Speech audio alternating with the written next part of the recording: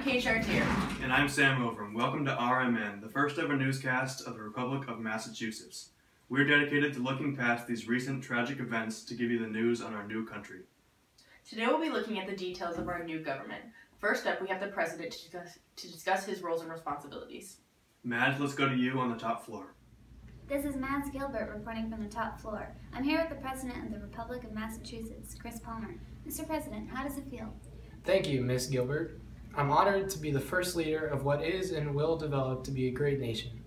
It does come with a heavy heart, however, because I know the pain and emotional trauma that we are all put through not so long ago.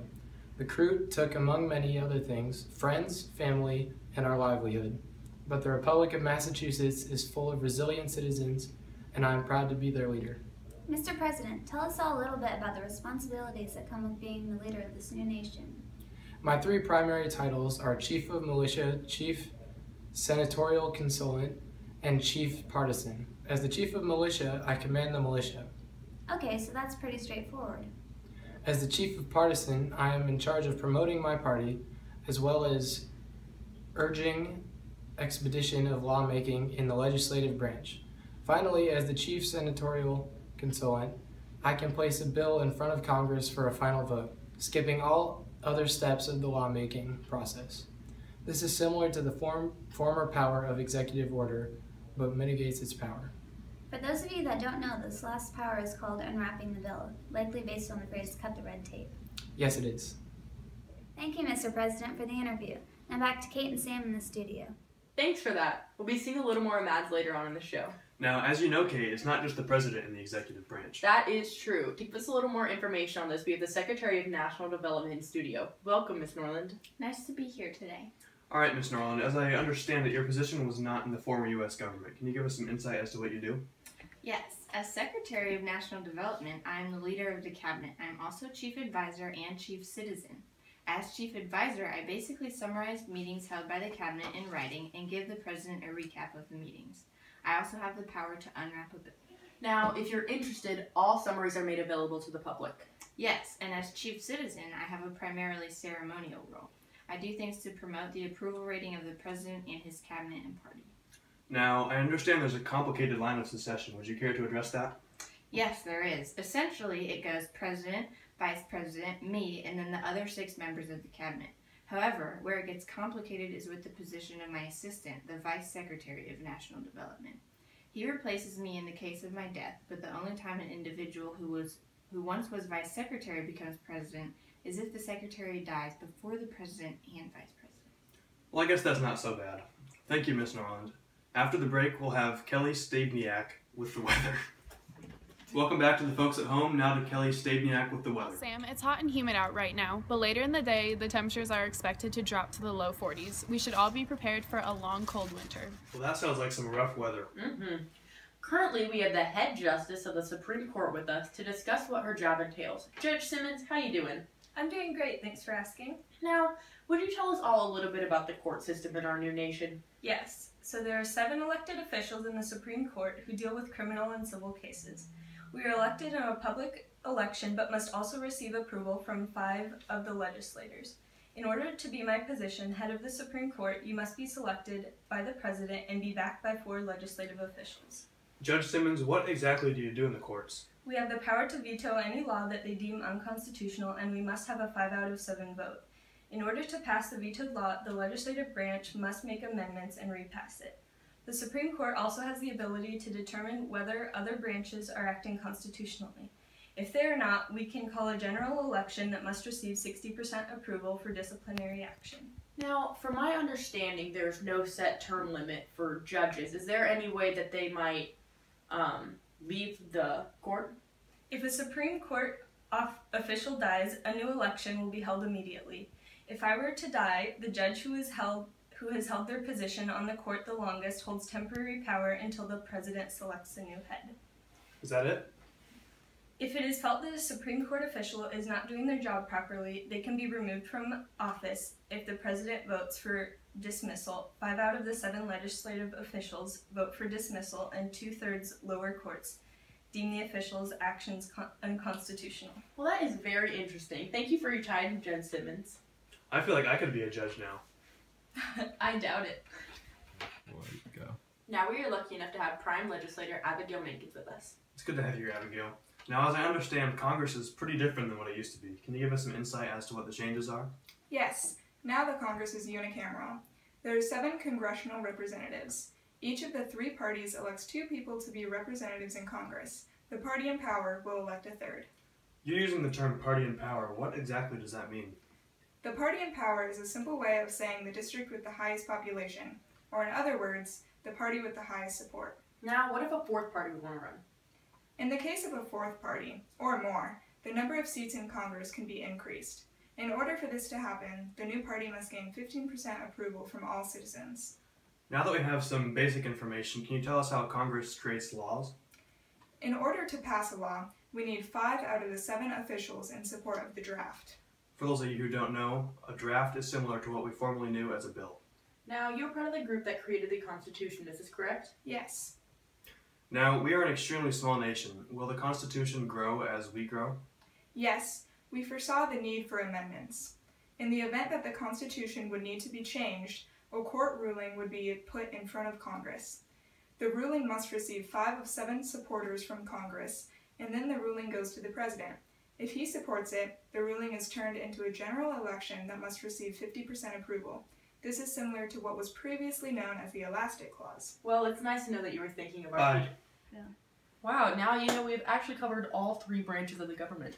True that, but we haven't talked about federal bureaucracy yet. That is true. I'm actually kind of glad you mentioned that. You see, my husband is the head of the IPA, so I know quite a bit about the bureaucracy.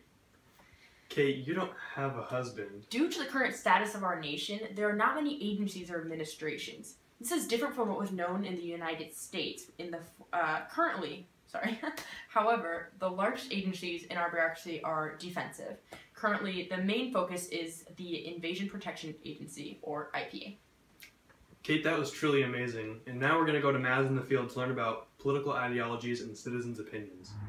I'm here with citizen Zachlin, who is ready to tell me about his political beliefs. Thanks, Mads. It's a true pleasure to be with you right now. Thank you. So tell me a little bit about your beliefs. Well, Mads, I belong to the Liberty Party, so I'm fiscally democratic. I'm also anti-abortion because I believe we have so few people. We shouldn't limit population growth. That makes sense. Thanks, Mads. I appreciate that a lot. I'm also pro same-sex marriage because our party stands on the belief that all humans should have the freedom to do what they choose, so long as it doesn't hinder the development of our nation. I support the right to bear arms because in the case of aliens returning, we should all be prepared. I would like a simple immigration process to encourage more population growth. We favor government and future colonial expansion for the benefit of the citizens. I also support communal areas with free food from the government because not everyone is able to find food on their own. So it sounds like your party essentially focuses on how government can benefit people. Exactly, Mads. You're a great listener. Thank you, Zach. Here I found Natalie Chartier, who has agreed to tell us about her party. Hey. Hello, Natalie. Would you mind telling us about your party? Sure. I'm in the Equality Party. I'm fiscally democratic. Okay, and how about some social issues? Okay. I'm anti-abortion because it stunts population growth. I'm pro-gay marriage because why not? I support the right to bear arms because we need to protect ourselves. I support a simple immigration process so our country grows. I favor government expansion. Great, thank you. Now, before when I interviewed Zachlin, he addressed the need for a communal food pantry. What are your thoughts towards this? I think it's a stupid idea because people already have an equal opportunity to get food. All right, sounds good. Is there anything else you'd like to add? No. Excuse me, sir. Excuse me. Yeah? Would you care to be a part of our newscast? Yeah, sure. What do you need? Yeah, we'll interview from you. Now, please tell me, what's your name? My name's Alex Helmus. Our final interviewee is Alex Helmus, an anti-assemblist. Tell us about your party, Guy. Guy? Well, my party is founded on the idea of less government. We're fiscally conservative. We are pro-abortion because the government has no business limiting our rights. For this reason, we are also pro same-sex marriage. What? We're pro same-sex marriage. Okay. We support the right to bear arms, support simple immigration, and support the future dispersal of citizens. We believe the government is a good institution to get all survivors on their feet, but believe the future of humanity is isolated. We are also against proposed food stations because they require too much government involvement. Okay, you can carry on now. Thanks, Mads. Now, Sam, something that her interview didn't touch on is how elections and campaigns are actually run. That's true. Now, from my understanding, a popular vote is held on each floor to determine that party's nominee. That's true, and the candidates chosen for each party then run in an election where all citizens are able to vote. It says here that after a candidate wins the election, 4 out of the 7 members of the Supreme Court, we talked to the head judge earlier, must agree that the candidate will maintain a just rule. Prior to these elections, candidates must also provide a set list of their ideologies and beliefs so that citizens are better able to pick the candidate they think suits them. It also helps to keep those interest groups at bay. That's true. I have some information here about campaign funding. Candidates must also fund their own campaigns or use donations during the primary elections. However, candidates may not take money, gifts, or bribes used for the purpose of persuading their ideology. Interest groups can openly present their opinions and beliefs and attempt to gain support, but they cannot bribe candidates in any way. That is true, but also that last point isn't as critical due to the low popularity of interest groups. But something I learned today, did you know that candidates are not allowed to campaign off of their own floor during the primaries? I did know that. Wow. They cannot campaign until they have gained support from their own party. Yeah, I know. Whoa. And now for our final segment of the night, we have one last interview with our dear favorite reporter, Mads Gilbert. Mads, take it away. Thanks, Sam and Kate. I'm here. Jacob Means from District 2. Jacob, how are you doing today? I'm good. I'm doing good, thanks. Now, Jacob, you voted in the last election. Is this correct? Yep. Would you mind sharing a bit about the new voting process?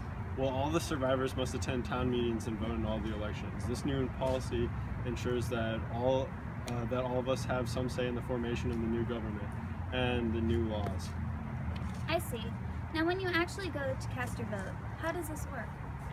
We use paper ballots where all the possible candidates are listed and then must distinguish our choice. Private chambers are used during the voting process so that individuals aren't influenced by their peers.